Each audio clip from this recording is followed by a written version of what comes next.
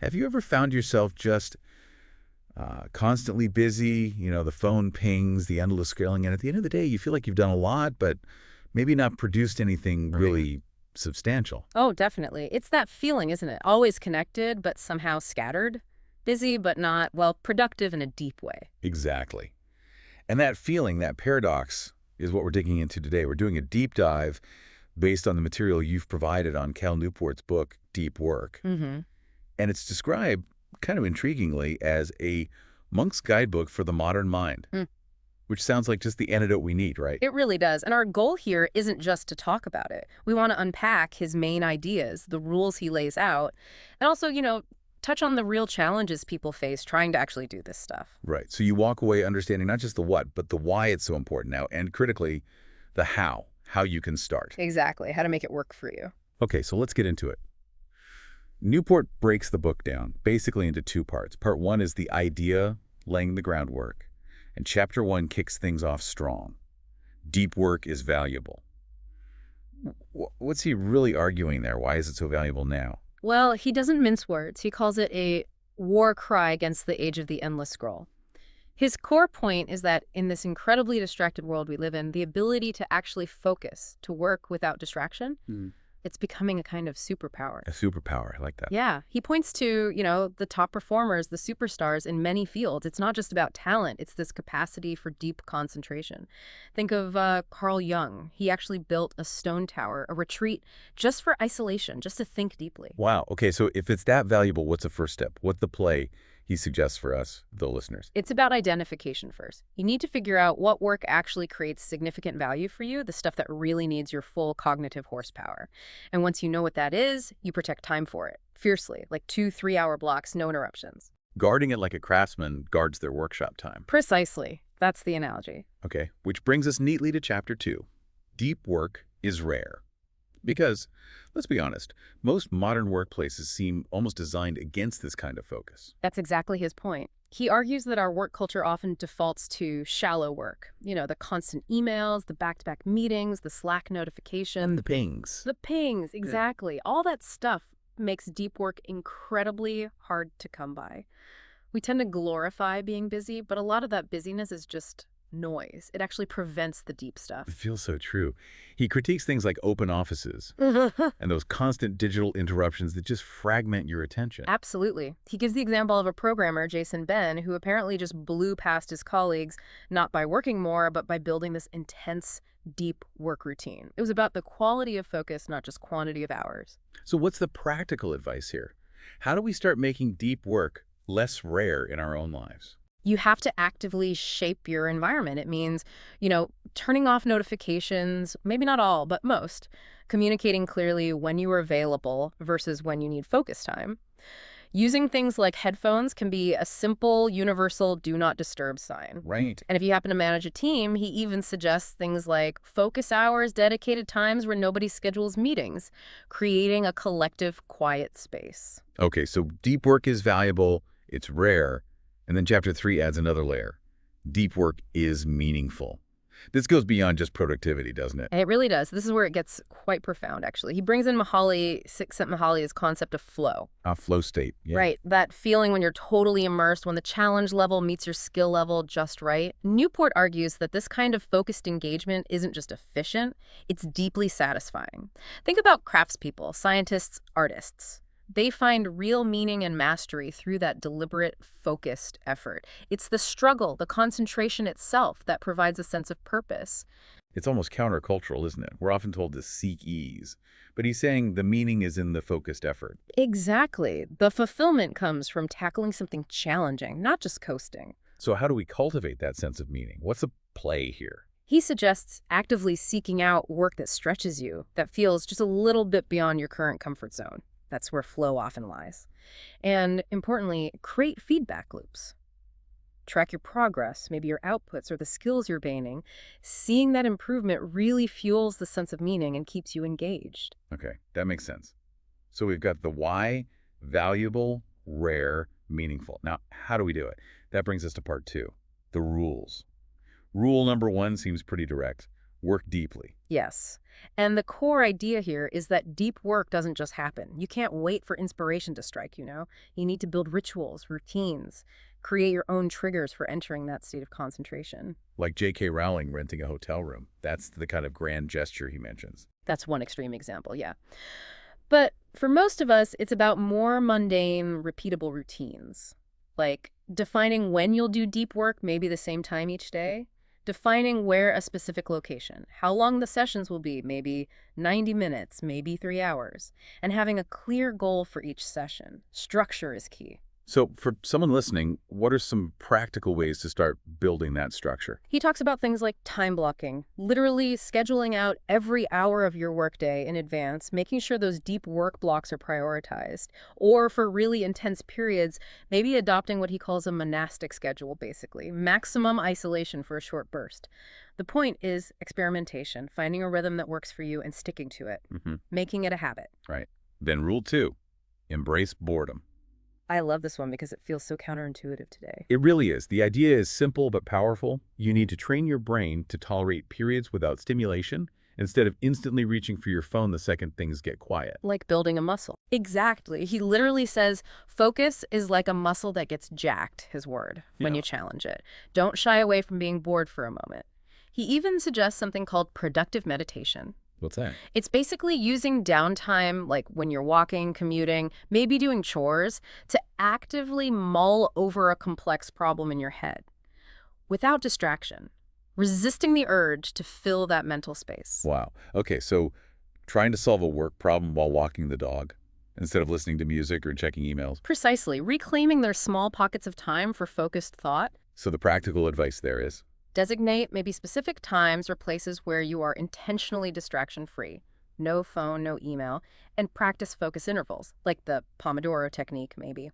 Work deeply for, say, 25 or 50 minutes, take a real break, not just switching to social media, and then go again. Build that mental endurance. Which leads us nicely into rule 3, the spicy one. Quit social media. Perfect. Unpack this. Is he really saying delete everything? Haha. Well, it sounds drastic, but his core message is about intentionality, not necessarily total abstinence for everyone. He argues against using social media just because it offers some small benefit, what he calls the any benefit mindset. Instead, he wants you to ask, does this tool provide a substantial, measurable benefit towards my main professional goals or personal values? Okay, so it's more of an audit, really. Exactly. He suggests things like a 30-day fast from a particular platform to see if you genuinely miss its core value, or using website blockers like Freedom or Cold Turkey to enforce boundaries. It's about being the master of your tools, not the other way around. So the action for you, the listener, is to actually sit down and evaluate each platform. Yes. Ask yourself, does this tangibly help my career, my craft, my important relationships? If yes, great, but use it strategically with clear constraints, maybe specific times of day only. If the answer is no, or the cost outweighs the benefit, then yeah, maybe you do quit it or drastically reduce its role. Makes sense. Okay, final rule, rule 4. Drain the shallows. This sounds like attacking the everyday clutter. That's exactly what it is. It's about ruthlessly minimizing all that shallow work, the admin, the endless email chains, the meetings that could have been emails to free up more time and mental energy for deep work.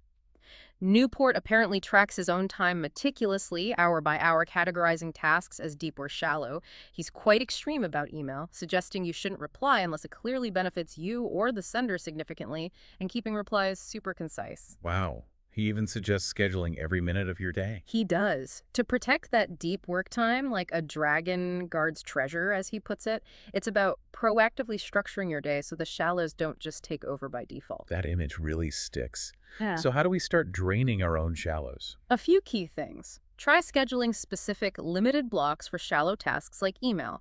Don't let it bleed into your whole day. Use tools like auto-replies or just clearly communicate your response times to manage expectations. And, crucially, do that audit, he suggests. Track your time for a week. See how much is actually deep versus shallow. The results might surprise you and show you where you can reclaim time. Now, hearing all this, intensity, focus, scheduling, some people might think, isn't this just going to cut me off, make me a hermit? That's a common reaction, but it's a misunderstanding, I think. Newport isn't advocating for becoming a recluse. The goal isn't total disconnection, it's intentional connection. It's about choosing how and when you connect, rather than being passively pulled around by every notification asking, is this serving me or am I serving it? Okay, but what about, say, artists or creators, people whose work, whose audience is on social media? How does quit social media work for them? Right, that's a really important nuance. And he doesn't say they must quit entirely if it's core to their work. Again, it comes back to the audit and constraints. If Instagram is vital for showcasing your art and connecting with buyers, fine, use it. But use it strategically. Maybe have dedicated times for creating the content, separate times for posting, and specific limited windows for actually engaging with comments and messages. Treat it like a tool with a specific purpose, not an all-day habit. So it's strategy over passive scroll. Exactly. And what about the loneliness aspect? Could all this focus lead to feeling isolated? It's interesting because Newport and others who study this might argue the opposite. It's often the mindless, shallow connection online that can leave you feeling more lonely amidst a crowd. Cultivating deep work often goes hand in hand with cultivating deeper, more meaningful connections, whether offline or through more deliberate, focused online interactions like building a real community around your work, rather than just chasing likes. Okay, now let's bring in the elephant in the room, AI. We're seeing AI generate art, write code, suggest music. It feels like it's making things easier, less deep. Does Newport's idea still hold up? Oh, I think it becomes even more relevant. Yes, AI can automate some shallow tasks, maybe even some complex ones. But Newport's core argument is that the human brain finds meaning and generates true innovation by grappling with hard problems deeply. The temptation with AI is to let it do the thinking for you. Newport would likely argue we should use AI as a powerful assistant, a tool to augment our deep work, not replace the cognitive effort itself. So maintain spaces for purely human thinking. Absolutely. That's crucial. Maybe it means deliberately writing things out longhand sometimes, sketching ideas before jumping to software, or, like we said, going for those walks without plugging in, protecting the space for your own brain to work deeply. It feels like escaping the digital tide is impossible, though. It's everywhere. And Newport isn't really asking for escape. He's asking for navigation, deliberate navigation. If you think of the digital world as this vast ocean, he's not saying jump out. He's saying build a solid boat, learn to read the currents, set your own course. Don't just float aimlessly on the raft provided by social media algorithms. Build a boat, not drift on a raft. Uh. Like that.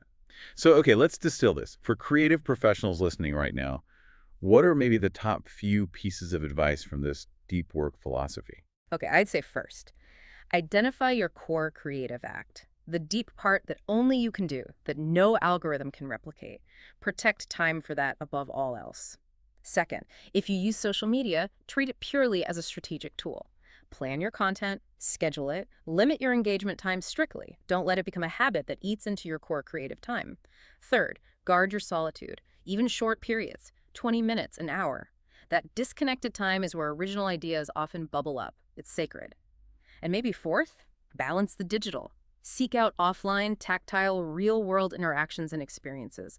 They feed your creativity in ways the screen can't. When you put it all together, it really feels like deep work is much more than just a productivity guide. It's almost a philosophy for navigating modern life, isn't it? I think so. He's essentially asking us to consciously opt out of this default noise economy that constantly vies for our attention, and to treat our focus, our ability to concentrate, as our most valuable asset. Yeah.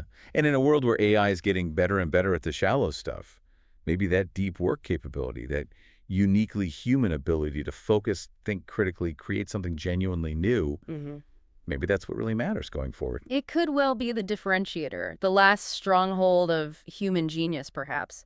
As your source material aptly puts it, focus is a choice. Distraction is the default. A powerful closing thought.